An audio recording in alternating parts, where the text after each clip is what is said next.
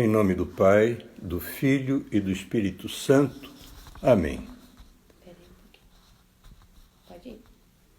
Quero saudar cordialmente os casais equipistas da província Nordeste 1 e seus conselheiros espirituais, sacerdotes e acompanhantes, também os equipistas aqui de Florianópolis, especialmente os das equipes que acompanho, desejando-lhes a paz de Cristo. Os queridos amigos Vanessa e Rômulo me pediram uma reflexão. Entre tantos temas possíveis, escolhi a estrada das pequenas coisas no caminho da santidade conjugal. É por meio dos santos, dos casais e das famílias santas que o bom Deus caminha no mundo. Ele é o caminho, e numa das orações eucarísticas, dizemos caminhar na estrada de Jesus. Essa estrada implica amor, doação e serviço. As Sagradas Escrituras reportam-se com certa frequência às pequenas coisas. No Antigo Testamento vamos encontrar, por exemplo, no livro do Eclesiástico, capítulo 19, versículo 1, a afirmação de que aquele que se descuida das pequenas coisas cairá pouco a pouco. No Novo, é o próprio Senhor quem assegura: aquele que é fiel nas pequenas coisas será também fiel nas grandes. E quem é injusto nas pequenas coisas será injusto também nas grandes. Evangelho de São Lucas, capítulo 16, versículo 10. Fiquemos com essas duas passagens e vamos agora até Lisieux, na França, visitar Santa Teresinha do Menino Jesus, a santinha das pequenas coisas. Ouçamos ela dizer: o menor gesto feito com amor é grande diante de Deus. Hesíodo, poeta grego do século VIII a.C., ensinava assim: se você adicionar um pouco ao pouco e fazê-lo com frequência, ele se tornará muito em breve. Aqui no Sul nós dizemos assim: o pouco com Deus é muito. Em 2018, no dia de São José, dia 19 de março, o Papa Francisco presenteou o mundo com a exortação apostólica Gaudete et Exsultate, sobre o chamado à santidade do mundo atual. No número 143, ele escreve: a vida na família compõe-se de tantos pequenos detalhes diários. Assim acontecia na comunidade santa formada por Jesus, Maria e José.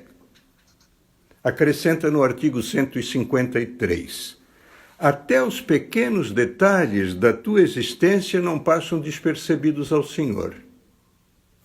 No número 169, tratando do discernimento, ele lembra que discernir frequentemente se decide nas coisas pequenas, no que parece irrelevante, porque a magnanimidade mostra-se nas pequenas coisas simples e diárias. Lavar a louça, enxugá-la, passar a roupa, varrer a casa, limpar o banheiro. Nada é pequeno diante do Senhor quando feito com amor. Gosto muito desta imagem de Nossa Senhora, que chamo de Nossa Senhora do Serviço. A Mãe de Deus, varrendo a casa com todo amor, com alegria, para os seus queridos Jesus e José. E quando o menino Jesus era pequeno, quanta ternura nas fraldas no varal.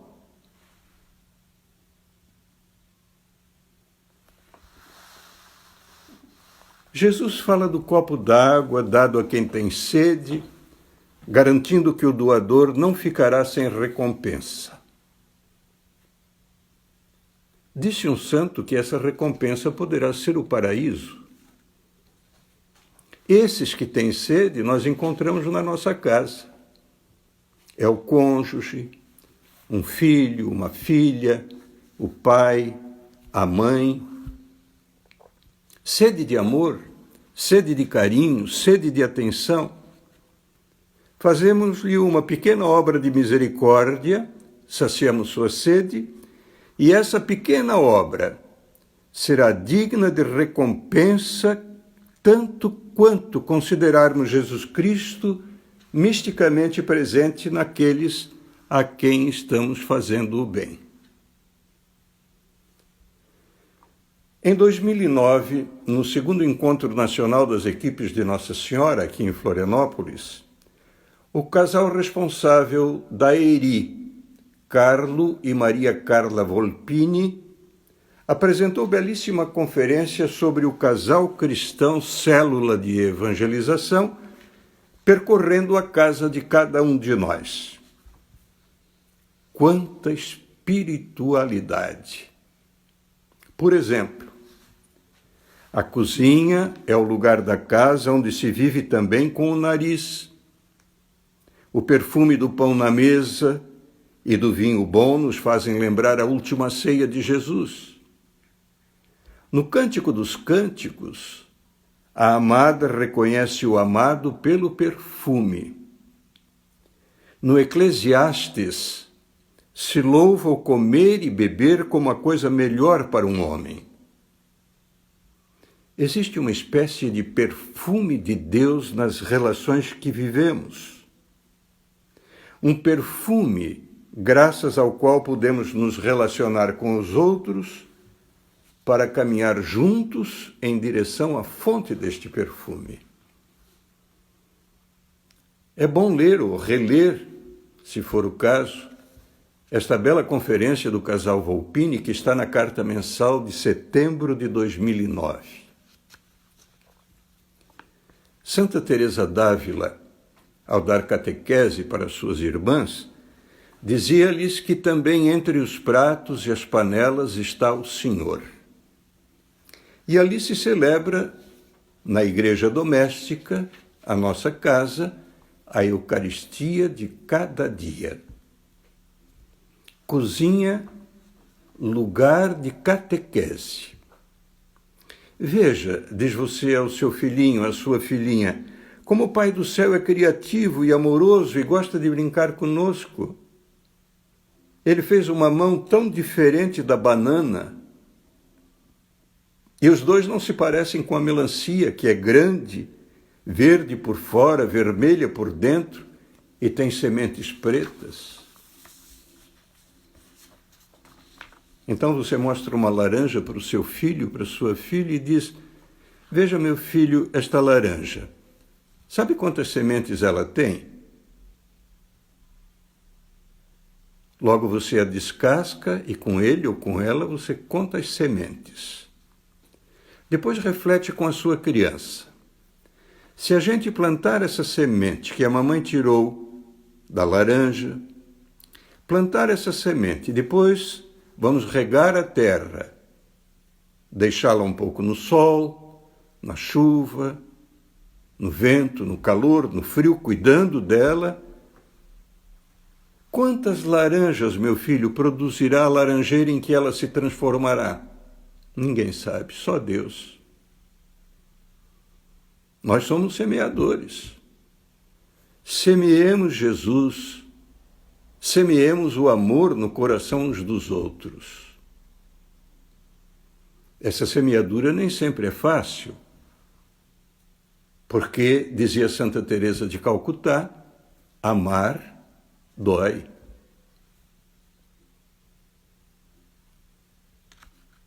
É preciso ver a casa, o apartamento em que moramos, com amor. Ver a nossa casa com o olhar de Deus, reconhecendo a beleza que habita em cada pessoa que o Senhor nos deu para cuidar. Não cultivemos senão a esperança, a alegria, dom do Espírito Santo, lembrando-nos a miúde que o Senhor está conosco como esteve com Moisés e que nos pede que nós sejamos fortes e corajosos. Leia esta página tão bonita, logo no primeiro capítulo do livro de Josué, lá no Antigo Testamento.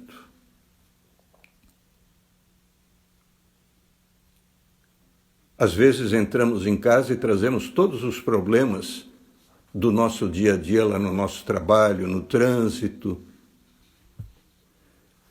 Meus irmãos e minhas queridas irmãs equipistas, é importante não dar permissão de entrar em nossa casa a pessoa que nos machucou. Em casa não pensemos nela, a não ser para rezar por ela. Nossa casa é um santuário, no qual não há lugar para o profano, que é representado pela discórdia. Lembro-me de um vídeo antigo em que um operador da Bolsa de Nova York tinha na entrada de sua casa um arbusto, uma pequena arvorezinha. E quando ele chegava em casa, batia naquela arvorezinha com a sua mão. Intrigado, um amigo lhe perguntou certo dia: por que você faz isso? Ele disse: estou deixando aqui todos os problemas lá da bolsa. E ia para casa para brincar de cavalinho com seu filho, para ajudar a esposa a lavar a louça, para conversar com eles, para rezar, para descansar. O casal Volpini falou do perfume de Deus. Quando estou tomando banho, sentindo o cheirinho gostoso do sabonete, tantas vezes me lembro do que disse São Paulo na segunda carta aos Coríntios, capítulo 2, versículo 15.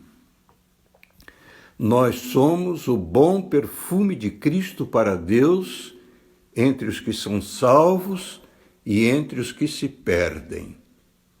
Cuidemos para não estar com um perfume com prazo de validade vencido. E logo São Paulo pergunta no versículo seguinte, versículo 16, quem está à altura de tamanha responsabilidade? De ser o bom perfume de Cristo entre os que se salvam e também entre os que perecem. Não nos preocupemos. Digamos com humildade, repetindo o grande Santo Agostinho: diante de ti, Senhor, estão minha firmeza e minha fraqueza. Cura esta, cura minha fraqueza. Conserva aquela, conserva minha firmeza. E vamos em frente, desfrutando a alegria de ser feliz com Jesus, mesmo em meio às dificuldades. Sempre, sempre a prosperidade, diz o Monsenhor Ascânio Brandão, em O Breviário da Confiança, a prosperidade pode ser uma drasta. As provações, a cruz, é um diamante que o sofrimento vai lapidando, vai tornando cada vez mais belo. Tantas vezes se ouve por aí: pois é, eu gostaria de ter feito isto, de ter feito aquilo, mas não tive tempo. Ah, desculpa esfarrapada, desculpa esfarrapada. Tempo é uma questão de amor. Para aquilo que verdadeiramente amamos, para aquilo que sentimos ser necessário para a nossa vida, sempre achamos tempo, sempre. Você almoçou no sábado, também no domingo, e hoje de novo, não foi? Igualmente o sono o refez e hoje, se Deus quiser, você vai dormir de novo. Eu também. E os PCS? Degraus da escada que nos leva para o alto. Aspirai, desejai as coisas do alto, aconselha São Paulo na carta aos Colossenses, capítulo 3, versículo 1. Que tal vocês dois todos os dias se levantarem um pouco mais cedo e tomar o seu café da manhã com Jesus, fazendo já aí a escuta da palavra, a meditação e quem sabe até a oração conjugal? É do monge Anselm Green a preciosa lição, citando um monge do deserto dos tempos antigos. Veja que preciosidade. Quando levantares depois do sono da noite, tua boca deve, inicialmente e de imediato, prestar honras a Deus e entoar cânticos e salmos, pois a primeira atividade na qual se liga o espírito de manhã cedinho continua por todo o dia como a moagem no moinho, seja de trigo ou de inso, de erva daninha. Por isso, deves ser o primeiro a jogar trigo diariamente ali dentro, antes que teu inimigo, o diabo, jogue inso, jogue erva daninha. E conclui assim Anselm Green. Se pela manhã jogarmos bons pensamentos no moinho do nosso dia, então à noite teremos trigo que poderá ser usado para a preparação do pão. Ele nos nutrirá e fortalecerá. Mas se jogarmos erva daninha, inso, em nosso moinho, já pela manhã, então de noite o resultado será algum tipo de caos. O cheiro será ruim. Nós não seremos nutridos. Antes, teremos de nos esforçar de noite para nos desfazer de todo o inso moído. Está num livro muito bonito, Sabedoria do Deserto. Ter bons pensamentos. Como tu e eu pensamos? Os chineses têm um provérbio admirável.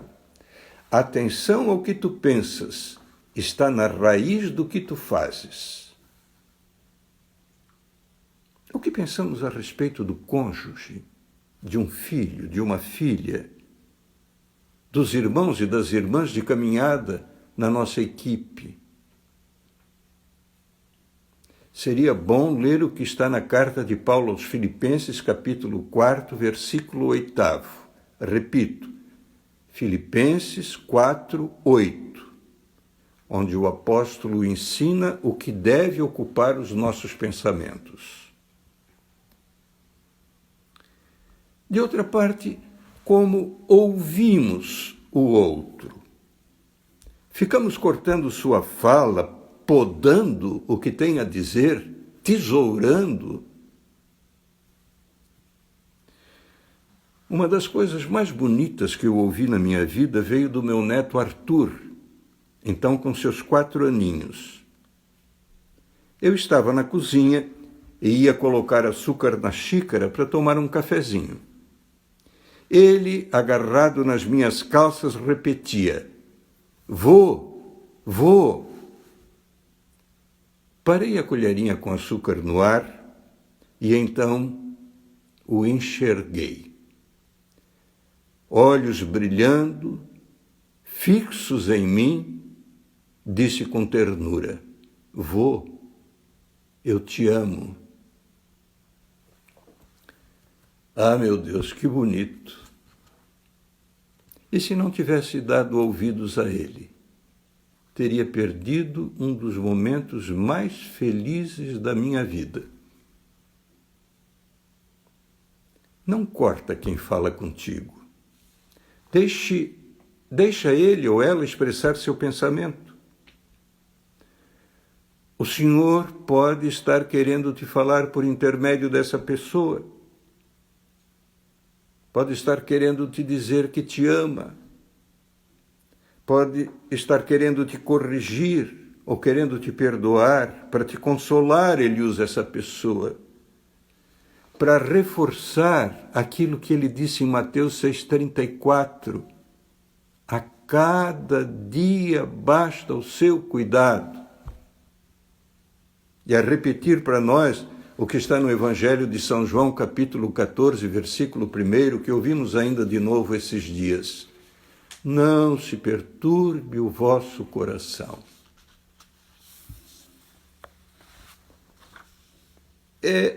Às vezes a gente vai bem na arte da oratória. Sejamos sábios e prudentes, contudo.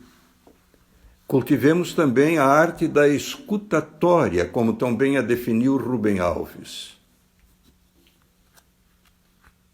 Procuremos descobrir o Cristo que fala usando os lábios de nossos irmãos de caminhada a partir de nossa casa. Escutemos com o coração aberto, com paciência. Para tantos de nós, que excelente regra de vida! Escutar o outro com paciência, com amor, com carinho, com atenção. Ouçamos o Senhor dizendo para ti e para mim o que disse a Jeremias: falarás por minha boca, e tua esposa, te ouvindo, dirá: eis a voz do meu amado, como a esposa dos cantares. Que belo o Cântico dos Cânticos. Vocês deveriam ler juntos, meditar juntos. É belíssimo o Cântico dos Cânticos lá no Antigo Testamento. Ouvir o Senhor. Não manchemos a voz do Senhor. No hospital, na última internação, só o soro alimentava a Cida, minha esposa. Um dia de manhã pediu alguma coisa para comer. E como o amor nunca complica, ela pediu um pedaço de maçã. No hospital sempre tem maçã. Comeu a metade de uma metade, que eu fui raspando com uma colherinha e colocando na boca dela. Terminada aquela singela refeição, puxei a cadeira e sentei-me ao lado dela, que estava deitada na cama. Nossas mãos logo se encontraram. Olhou-me com tanta doçura que é impossível esquecer a beleza do seu olhar úmido. E disse-me: querido. Foi a última palavra que ela pronunciou na vida. Qual será a nossa? Cuidemos de nossa língua. Nossa língua precisa ser domesticada. São Tiago, no capítulo 3 de sua carta, diz que a língua está cheia de veneno mortífero. Capítulo 3, versículo 8. E o Senhor lembra lá em Lucas 6,45 que a boca fala daquilo que o coração está cheio. Diz pelo menos uma palavra boa por dia para a tua esposa, para o teu marido, para os teus filhos. Se com a boca não pudermos fazer o bem, fiquemos calados. Assim até se pode passar por sábio. A língua tem duas porteiras: os dentes e os lábios. É precioso saber usar essas porteiras. E com os lábios se beija. Padre Michel Coaste, autor de tantas obras, diz tão poeticamente: é belo, Senhor, o gesto do beijo, quando é sacramento do amor. Lábios unidos, ofereço-me como alimento e alimento-me de ti. Assim são os amantes que comungam um no outro, tentando realizar o seu sonho de unidade. Imitemos o pai do filho pródigo. Estudamos no ano passado tanta misericórdia. O pai do filho pródigo que misericordioso corre ao encontro do filho e o beija. A parábola está lá no capítulo 15 do Evangelho de São Lucas. Existem tantos casais, até nas equipes, que já não se beijam. Existem tantos pais que não beijam mais seus filhos, nem os filhos beijam mais seus pais. Que triste abandono, que triste abandono. Gosto de pensar na cama como altar do casal, porque a intimidade de vocês dois é muito querida e abençoada por Deus. E a atração de um pelo outro leva-os ao outro, com O maiúsculo.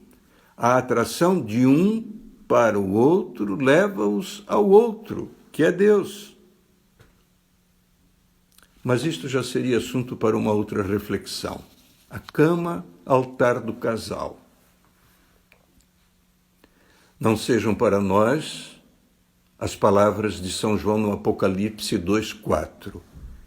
Tenho contra ti que abandonaste o teu primeiro amor. Se na boca temos o sorriso, nos olhos estão as lâmpadas do nosso corpo e também as lágrimas. Que tanto o sorriso quanto as lágrimas sejam a manifestação do nosso amor. A lágrima é amarga, mas o fruto dela, o fruto da lágrima, você já deve ter experimentado isso muitas vezes, o fruto da lágrima é doce. Um dos mais curtos versículos da Bíblia e dos mais significativos está no Evangelho de São João, capítulo 11, versículo 35. E Jesus chorou. Tendo chorado, foi ressuscitar o amigo Lázaro. Tuas lágrimas também são capazes de trazer de volta à vida o teu marido, a tua esposa, se estiverem recheadas de amor. Como um bálsamo que cura, também tu podes tornar-te discípulo do mestre do levanta-te.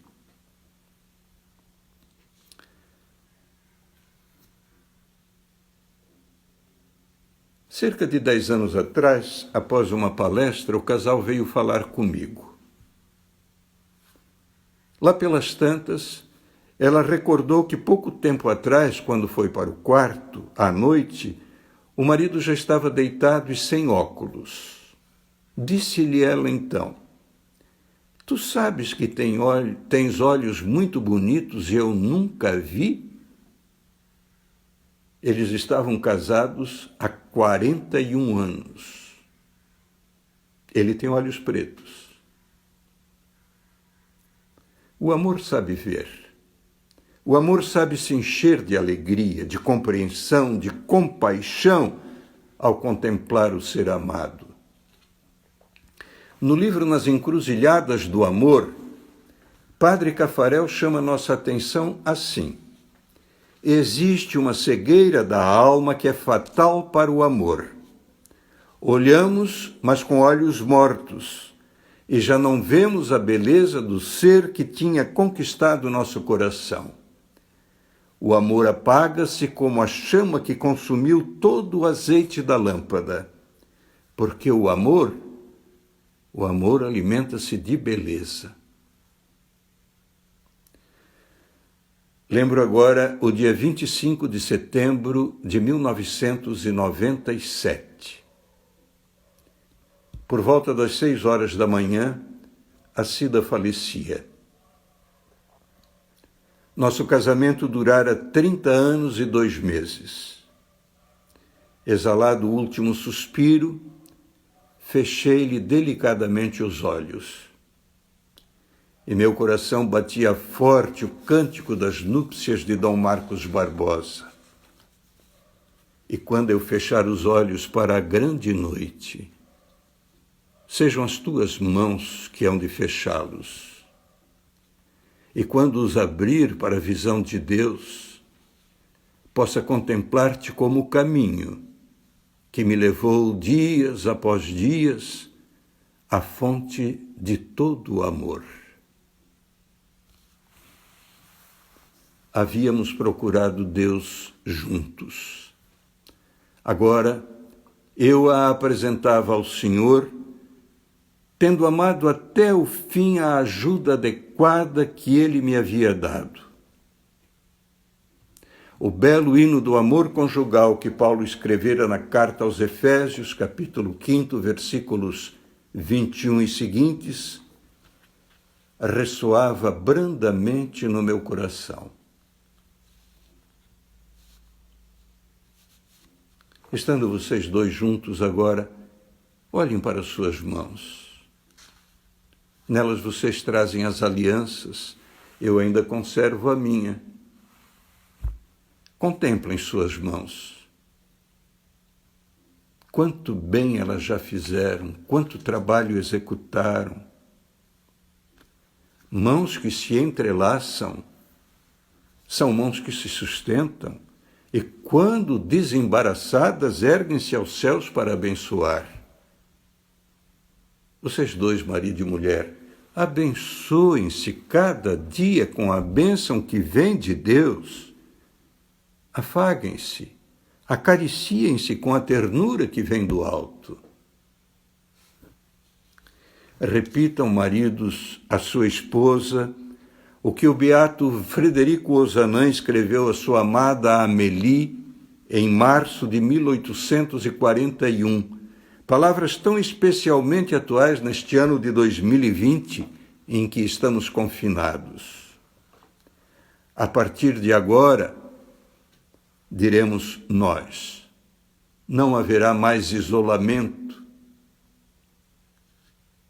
Não haverá mais isolamento e não será mais a simples presença da lembrança de um no pensamento do outro. Será já a mistura completa de dois destinos. E lá onde os passos de uma única pessoa vacilam, duas pessoas permanecerão firmes. Está lá no encarte especial do nosso tema 2020, Casados de Vida Santa. Anda com a tua esposa, com teu marido de mãos dadas. Vocês poderão tropeçar, mas cair será muito difícil, um sustenta o outro.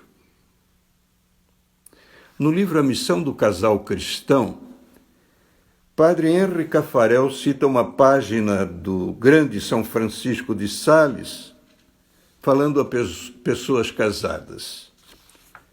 Diz o autor da Filoteia, São Francisco de Sales: o grande São Luís, tão rigoroso para consigo próprio como terno no amor por sua mulher, quase foi censurado por ser pródigo em carícias. Que coisa bonita! Um rei quase ser censurado por ser acariciador, quase que em excesso, de sua esposa.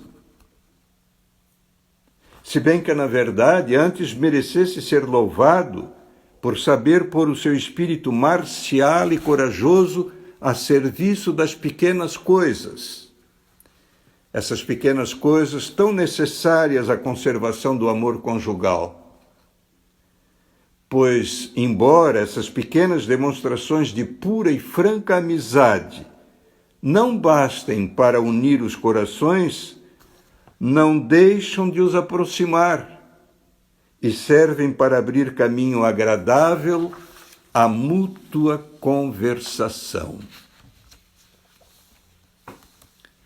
A exemplo do óbolo da viúva, nas pequenas coisas, nas pequenas delicadezas de cada dia, também nós poderemos ser elogiados por Jesus, que nos conduzirá, através dessas pequenas coisas, a belos momentos de encontro com Ele, e entre nós, por exemplo, na oração conjugal de todos os dias, e no dever de sentar-se em que há três, passaremos nossa vida em revista para nos ungirmos com o bálsamo, com o óleo da bênção, do perdão, do diálogo, da compreensão e do afeto que sempre mais nos unirá.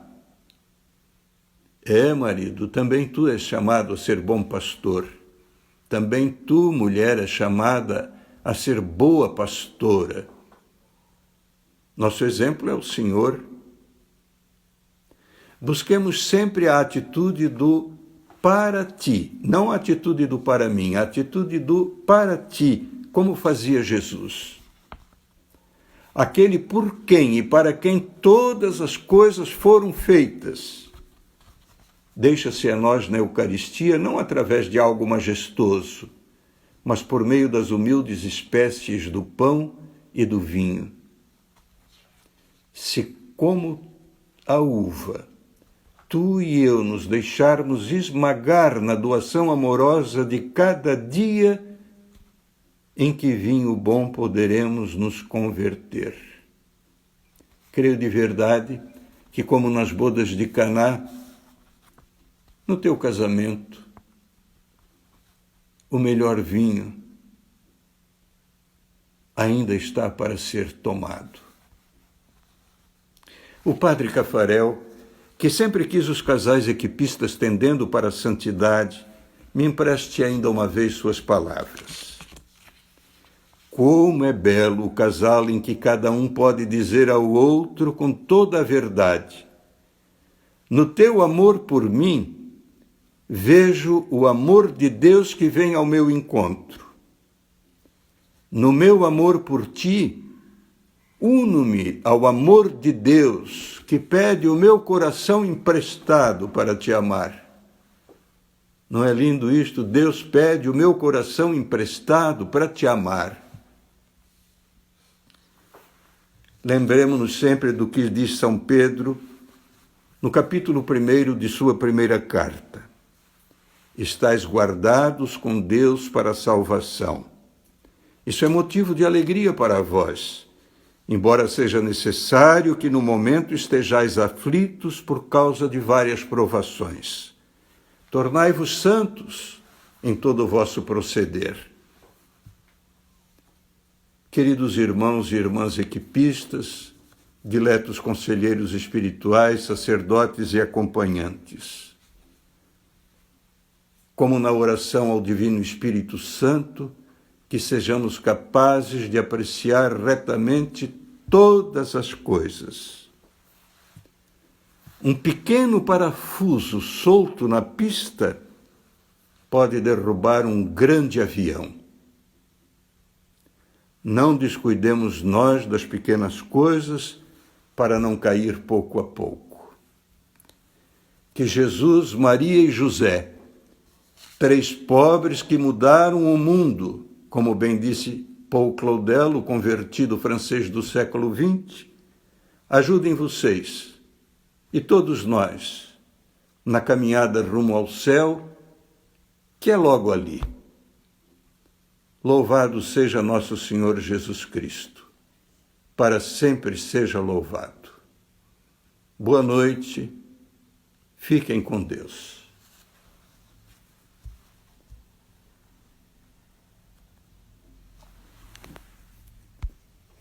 37 minutos.